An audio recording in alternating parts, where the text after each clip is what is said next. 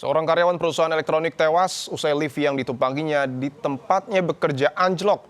Korban tewas ketika akibat terjepit lift yang anjlok dari lantai 3 ke lantai 2. Ini kayak tip AC dan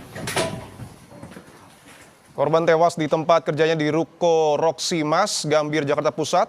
Insiden bermula saat korban tengah menurunkan barang dari lantai 3 ke lantai 1. Namun saat akan mengambil barang lainnya, lift tersebut tiba-tiba anjlok.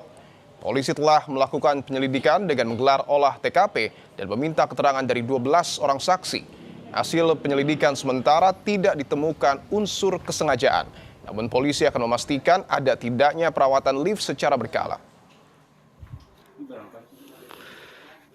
ini kayak tip AC dan itu dari hasil keterangan pemeriksaan beberapa saksi akan menurunkan beberapa barang dari lantai 3 menuju lantai 1. Pak saksi ini adanya di lantai 1 mendengar bunyi dan kemudian dilaporkan sama temannya yang berada di lantai 4 bahwa korban terjepit di lift.